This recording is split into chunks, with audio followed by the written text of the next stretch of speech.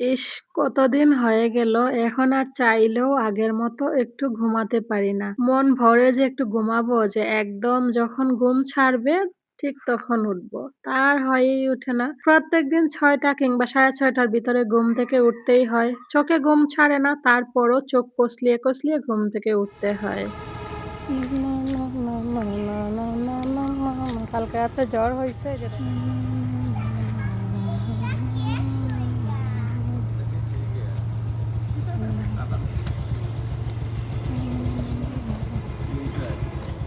সকালে ঘুম থেকে উঠে যা কাজকর্ম ছিল সবকিছু শেষ করে এই তো মেয়েকে নিয়ে বেরিয়ে পড়তেছি পরীক্ষার হলের উদ্দেশ্যে। ওর পরীক্ষাটা শেষ হইলে অনেক বড় একটা টেনশন কমবে। পরীক্ষাটা আসলে কি পরিমাণে যে একটা টেনশন কাজ হয় বলে বোঝাতে পারবো না। আর এই টেনশনটা প্রত্যেকটা বাচ্চার মায়েরই করতে হয়।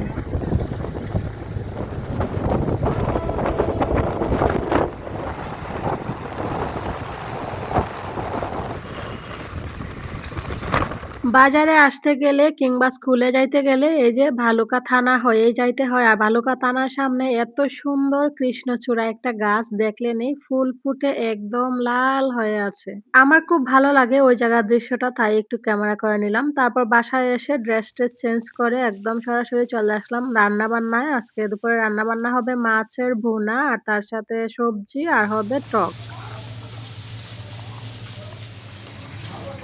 এক চুলায় মাছ বোনা, আরেক চুলা হচ্ছে ভাত হয়ে গেছে। আবার হচ্ছে এই তো সবজি আর টক বসিয়ে দিলাম। আজকে হচ্ছে আম দিয়ে, গুড় দিয়ে একটু মিষ্টি টক রান্না করব। আর এখন এই গরমের সময়ে খাবার লাস্ট পাতে যদি একটু মিষ্টি টক কিংবা ঝাল টক থাকে তাহলে কিন্তু খাওয়াটা একদম জমে যায়। কয়টা ভাত একটু বেশি খাওয়া যায়। রান্নাবান্না শেষ করতেই ওর বাবাও চলে আসছে। ভাবলাম ওর বাবাকে খাইতে দিয়ে দিই, আমরা একটু পরে খাবো। হাতে আমার অনেক কাজ আছে। ঝড়ে আমার বেলকনির অবস্থা প্রচন্ড পরিমাণে খারাপ করে দিছে। সেই বেলকনি পরিষ্কার করব। তারপর হচ্ছে আমি খাওয়া-দাওয়া করব। আমার খাওয়া-দাওয়া করতে, করতে আজকে অনেক লেট হবে। অন্ধকার করছে।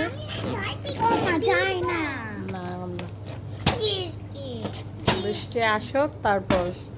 এই যে দুইজনে এদিকে বৃষ্টির জন্য অপেক্ষা করতেছে। এটা আমরা বের করে দিই। দুইজনে এইদিকে বৃষ্টির জন্য অপেক্ষা করতেছে। বাহিরে দেখেন প্রচন্ড পরিমাণে অন্ধকার করছে। এটা মনে হচ্ছে না যে সন্ধ্যা হয়ে গেছে। এত পরিমাণে অন্ধকার করছে দেখেন কি অবস্থা। মনে হচ্ছে যে এখন এই সব কিছু ভেঙে নিয়ে চলে আসবে। দেখেন এই দিকটা একদম মনে হচ্ছে যে রাত হয়ে গেছে, কিন্তু মাত্র বাজে বিকেল। এই যে অন্ধকার গিয়ে প্রচুর বৃষ্টি আসছে, প্রচুর। এই যে দেখেন আমার আমার গাছের অবস্থা।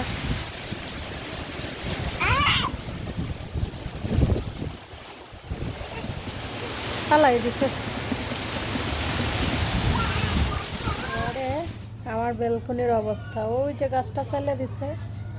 এইদিকের গাছ দেখেন কি করছে। মানে কত পরিমাণে জ্বর হয়েছে বোঝেন।